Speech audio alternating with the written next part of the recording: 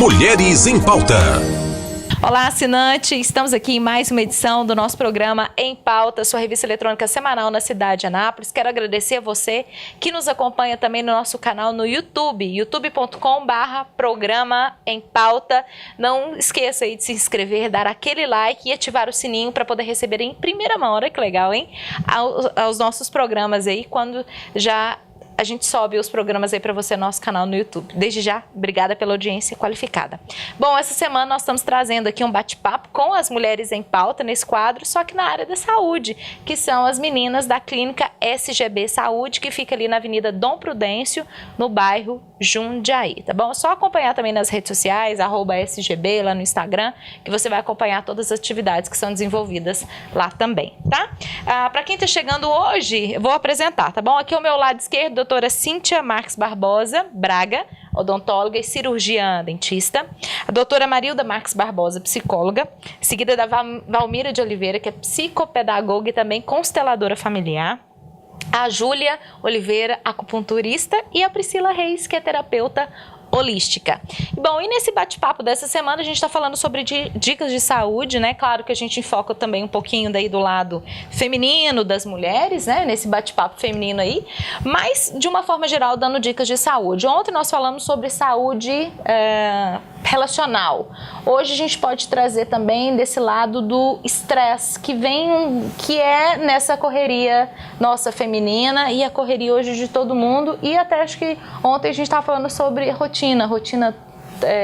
atribulada e como tentar, gente, em cada área, em cada especialidade de vocês, trazer aí para o nosso assinante, né, para o nosso telespectador, uma melhoria nesse sentido. Priscila? Júlia?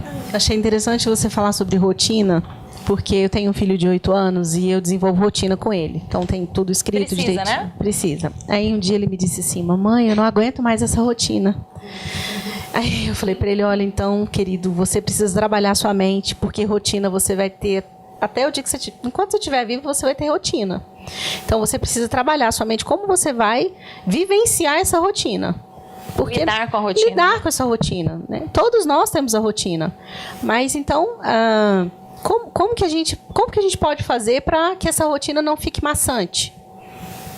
Então, eu acho que fica a pergunta para a Marilda, para a Valmira: como tornar essa rotina mais leve, menos desgastante? Porque a rotina ela vai existir sempre. Sim, é uma verdade. Porque é a rotina que leva o estresse?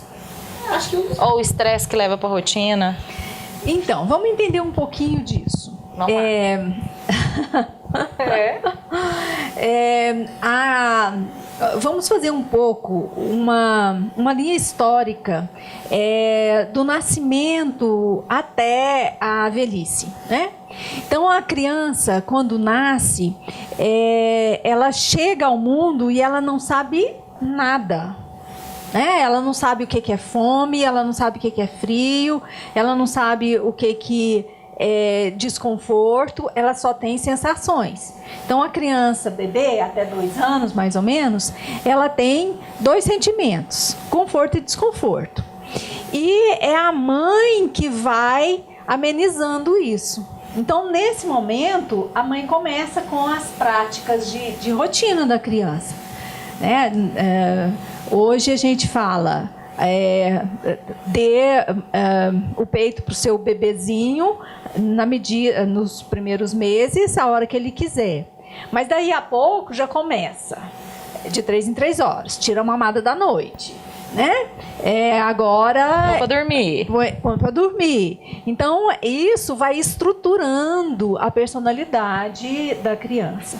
Essa personalidade, ela é composta pelo temperamento. E esse temperamento, ele é biológico.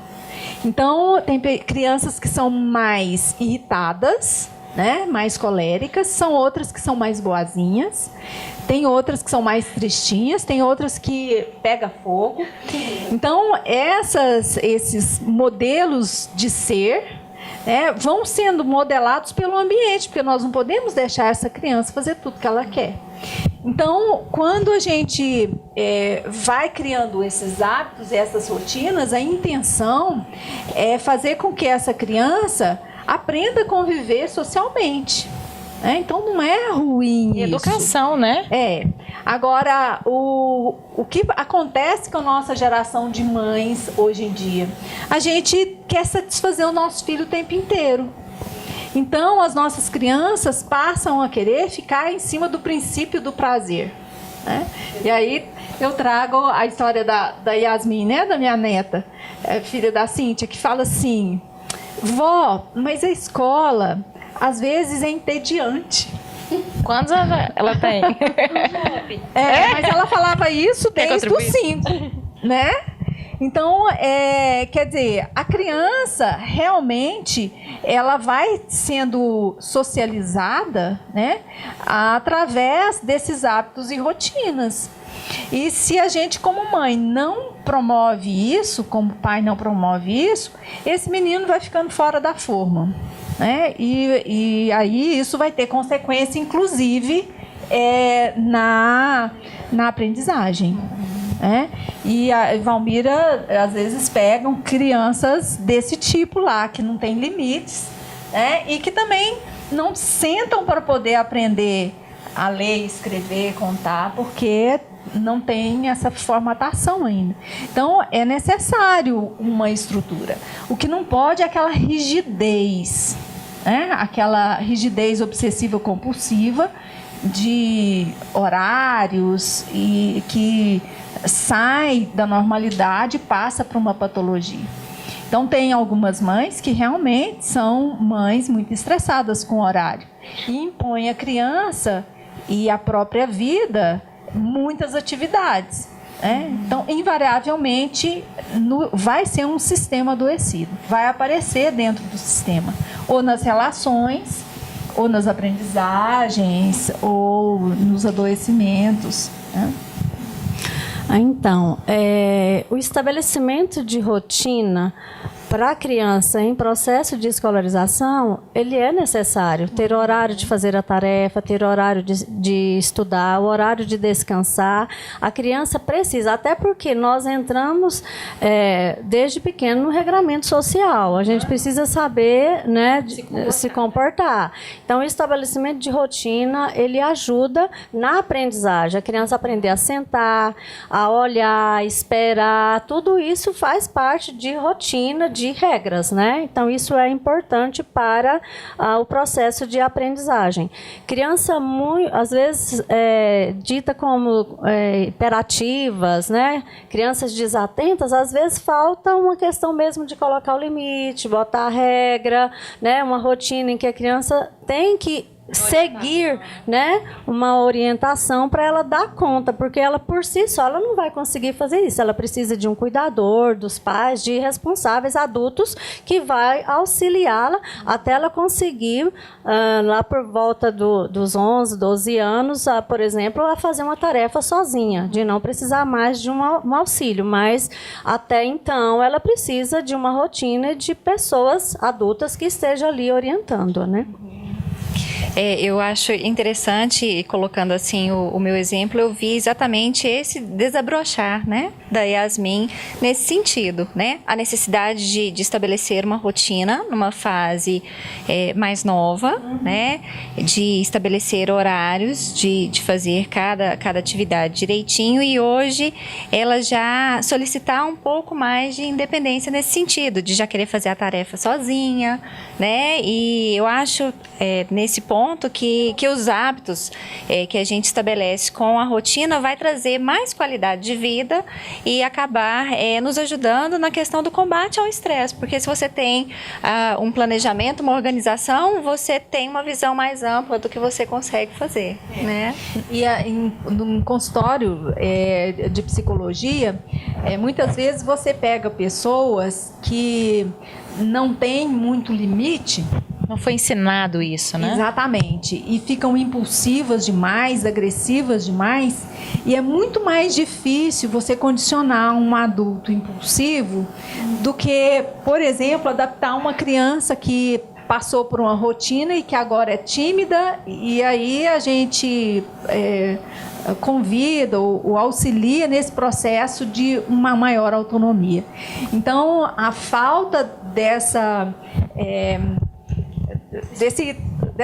desse holding, desse equilíbrio lá embaixo, vai, de uma certa forma, desembocar em alguns transtornos lá na frente.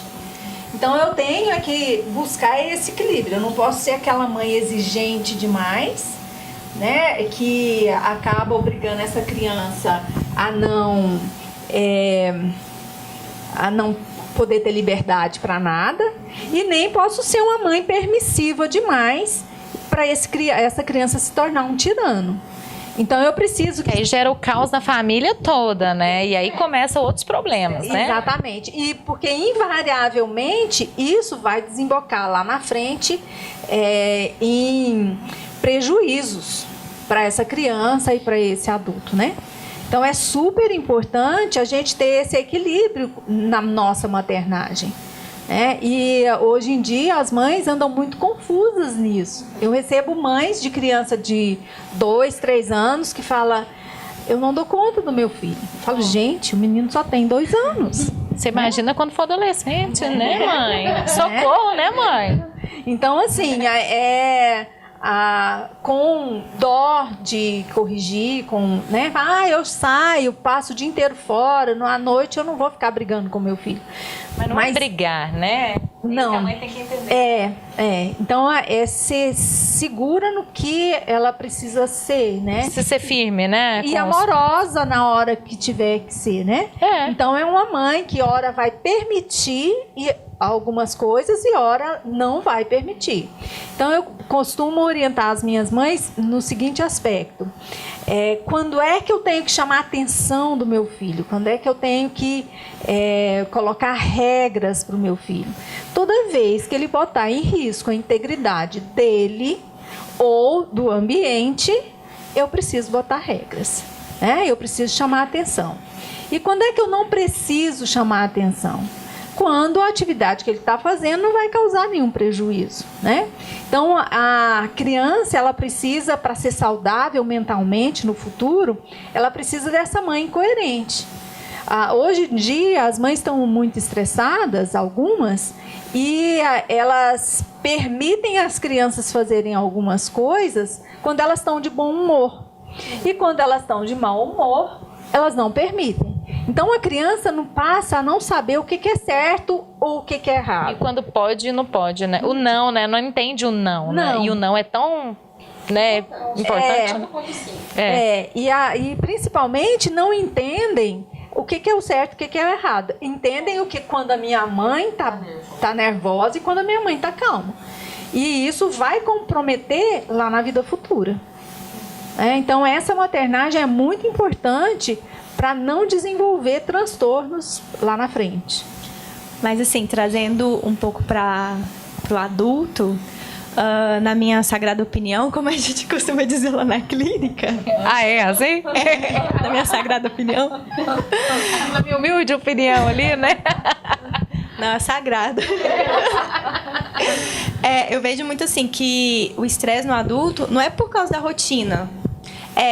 Que rotina que você está tendo? Será que você não está numa rotina que é fora da sua missão de alma? Às vezes ela teve até uma rotina bacana quando criança e depois, quando virou adulto, se perdeu. Isso acontece também, Será que ela né? não está se obrigando a fazer aquilo que não é para ela fazer? Sabe? Porque a gente tem uma missão de alma. Se você está desligado disso, você pode dormir o dia inteiro, ou você pode só acordar e ver TV e mesmo assim você ficar estressado, sabe?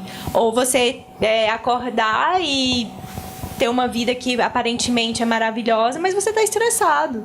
Então, será que aquilo que você está fazendo é para você fazer, sabe? Qual que é a missão da sua alma, sabe? Voltar para você mesmo, tentar se reencontrar para você cumprir todas as coisas que as pessoas precisam cumprir, né?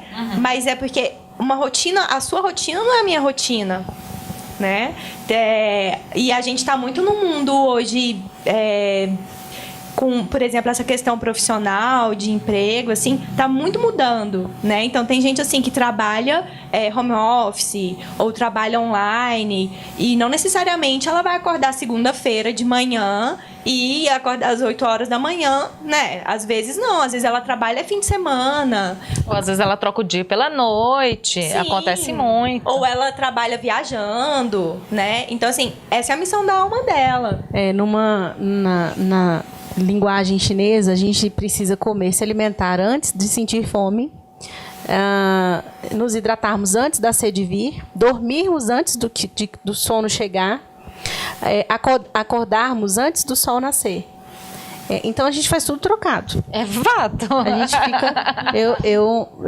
Há tempos atrás, há anos atrás, eu cheguei a ficar 3, 4 dias sem beber água. Porque eu não sentia sede. Então, olha o nível de estresse que eu estava levando o meu corpo. Né?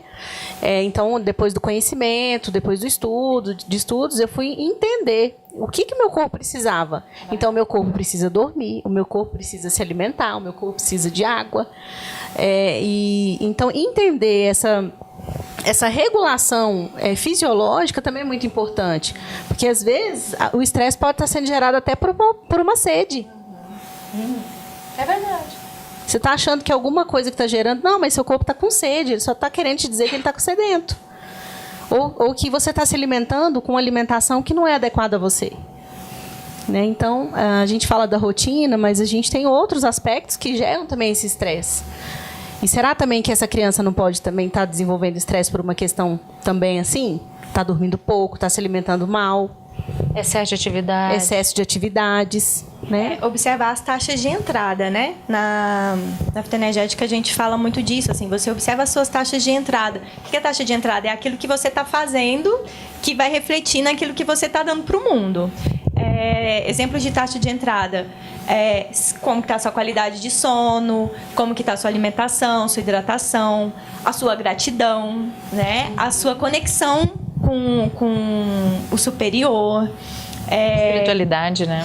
A sua conexão com a natureza. Então, assim, você observando essas taxas de entrada, isso diminui o estresse, porque aí você vai conseguir monitorar onde que está em desequilíbrio na sua vida, sabe? Até a sua qualidade de que ambientes que você anda frequentando, com que pessoas você anda convivendo, a qualidade daquilo que você lê, a qualidade daquilo que você ouve, porque tudo isso é alimento, né? Não é só o alimento que você come. É o alimento que você tá ali, o que você tá lendo, sabe? Isso vai... Consumindo, na verdade, né? Você vai viver em torno daquilo. Por exemplo, o que você assiste, sabe? Se você liga lá, coisa policial, e você só fala de notícia ruim, não é porque existe isso no mundo, sabe? É porque você tá se conectando com isso e você vai ver o mundo assim. E automaticamente você vai se comportar assim. Você vai estar gerando um mundo hostil, né? Alimentando a alma com coisas negativas, né? Pesadas. Exatamente. Fantástica essa sua lembra aquele caso, né? Que a gente é um reflexo de quantas pessoas que estão ao nosso redor? 5 pessoas. Isso é tão real, né? Das 5 pessoas com quem você mais convive. Aí depois você começa a olhar e observar as pessoas. Mas eu não quero ser assim, né? Quem é você também? Você é assim, pensa no outro, né? É isso aí. Olha, tá vendo?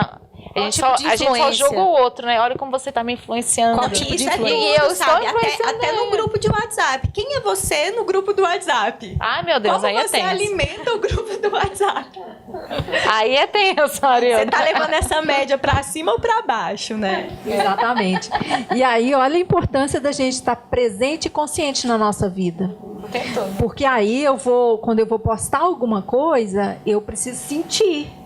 Isso vai fazer um bem para a humanidade?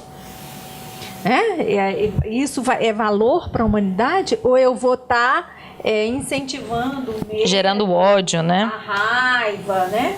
Então, esses dias eu estava com uma pessoa que eu tinha colocado ela indevidamente num grupo, né? Acho que no grupo de yoga lá da clínica. E aí ela falou: que grupo é esse? Aí eu falei: é um grupo de yoga, a gente vai estar fazendo um relaxamento, uma visualização, um relaxamento, uma meditação todo dia, eu vou estar encaminhando ela. Porque eu pensei que era um grupo de política e eu não estou aguentando mais. Então, olha só, o tanto que a gente também reposta algumas coisas que são... que vão desenvolver coisas negativas no outro. A gente precisa botar consciência nisso. Qual é a nossa porta de entrada e qual que é a nossa porta de saída? E quando a gente tem consciência de quem a gente é, a gente também tem a capacidade de ressignificar as coisas. Né? Então, eu acho que isso é importante, a ressignificação da minha vida. Né? Então, você passa a tomar responsabilidade de sua vida, né? E não ficar responsabilizando os outros. Exatamente. Porque a gente não... Quando a gente toma responsabilidade para nossa vida, a gente pode realmente mudar. Porque a única coisa que a gente pode mudar é aquilo que a gente... A única coisa que a gente controla na vida é a gente. Exatamente. E o que a Marilda falou vem muito daqueles 3 filtros, eu não sei se é do Sócrates. Que das peneiras. As peneiras. Alguém vem te dizer alguma coisa. Aí você fala assim, tá, mas espera aí, isso que você vai me dizer é útil? Isso vai me transformar em uma pessoa melhor? É verdade? É verdade. Como que é verdade, é útil e vai trazer benefício? Exatamente. Então, edificar alguém ou não, né? Sabe? E isso que a gente vai ouvir é o que a gente vai falar também, né? Exatamente. Então, Blenda, pensando um pouco nesse estresse, quando a gente vê uma criança estressada, uma criança com dificuldade de aprender, a gente fala, os filhos são os sintomas dos pais. Então, quando a gente vai olhar sistemicamente para o ambiente familiar, para a rotina da família, dos cuidadores, aí tem algumas dificuldades para lidar com a criança e para o estabelecimento dessa rotina do próprio adulto. Então, a criança está numa ressonância energética com esse adulto, com esse cuidador. Então, as crianças, elas não estão ali sozinhas com os sintomas delas, né? Elas estão captando algo que é mesmo dos pais do sistema familiar. Não tem jeito, né? A gente é fruto do meio mesmo, não tem... Lembrando que até os bichinhos de estimação, eles somatizam os donos. É verdade, acontece. Então, assim, quando você vai tratar, fazer algum tratamento, né, holístico com um bichinho, você automaticamente tem que tratar o dono. Porque ele só tá sendo ali olha o que tá acontecendo com você, que eu estou manifestando. Uma das formas de adoecimento, quando eu disse, né, eu sigo você ou eu no seu lugar, a criança, muitas das vezes, ela sofre no lugar dos pais. Então, pais estressados, pais que não estão dando conta, às vezes, de lidar com a doença, com o desemprego, com questões, né, do dia a dia, a criança capta isso e envolve, né? No seu lugar. Então, papai, mamãe, eu sofro por você, eu faço isso por você. Então, esse campo de energia que existe dentro do sistema familiar, ele é captado pelas crianças, né, de uma forma geral. Então, os filhos estão conectados com os pais em tudo, no estresse, nos sintomas de doença, nas dificuldades familiares. Não só as crianças, mas todos nós, né? Fazemos parte, né? Porque a gente é uma rede. Então, se eu puxo aqui, o outro lá vem também, puxa de né? lá e aí vira um cabo de guerra. E aí a necessidade da gente estar com consciência para não estar intensificando a tensão do sistema. Né? Então, o sistema está tenso, eu preciso sofrer o suficiente para tomar uma atitude, falar, não, eu posso fazer diferente. Então, a terapia ajuda muito nisso. Quer dizer, isso que de mal está me acontecendo, de bom eu posso fazer com isso? Porque é a única coisa que nós temos para fazer, né? Transformar. Valmira, pode acontecer o contrário, dos pais sofrerem pelos filhos? Deles pegarem, somatizarem coisas que seriam dos filhos e os pais sofrerem isso? Isso, acho que a Marilda até pode falar melhor disso. Eles já fazem isso, todo pai e mãe sofre pelo sofrimento dos filhos, né? Isso de uma forma geral. É natural. Natural. Mas a lealdade dos filhos em relação aos pais, eu acredito, dentro do olhar sistêmico, ser maior. Os filhos estão, às vezes, olhando muito mais para o sofrimento dos pais e isso pegando para si esses sintomas, né, adoecendo, querendo ir no lugar, quando, por exemplo, um pai e uma mãe estão numa doença terminal, muitas crianças adoecem como forma de dizer, eu no seu lugar, antes eu do que você, papai, antes eu do que você, mamãe. E na psicologia a gente tem muitos casos disso, né, de de crianças que se sacrificam muito pelos pais. Então, esses tempos atrás eu atendi um menininho que começa a querer, pede para a mãe fazer geladinho para ele vender na escola, né? E aí, o menino pequeno, 5, 6 anos. E aí a mãe pergunta, mas como? Por quê? Ah, porque papai está precisando de dinheiro. Entendeu? Então, assim, uma criança de 5 anos, ela não tem que se preocupar com isso. Ela tinha que ser blindada nesses problemas, né? E a gente, quando está em situações de sofrimento, a gente não consegue ser pai verdadeiramente. A gente está no nosso sofrimento. Então, a gente é ser humano, não tem como, né?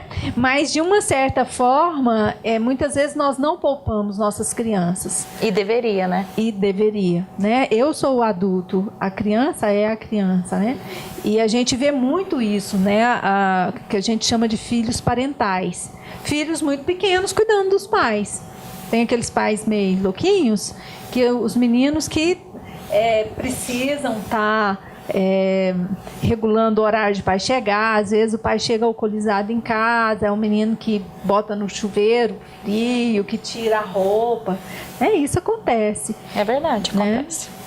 Olha, gente, chegando ao fim de mais uma edição, o papo é tão gostoso e o que é bom dura pouco, né? Mas estava bom demais. A gente volta amanhã com esse bate-papo aqui com as mulheres em pauta na área da saúde, com as meninas da clínica SGB Saúde, que fica ali na Avenida Dom Prudêncio, bairro Jundiaí, pertinho da Igreja São Francisco.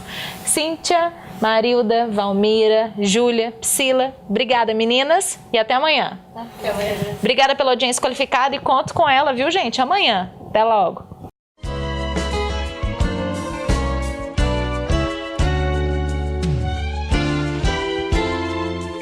Mulheres em Pauta.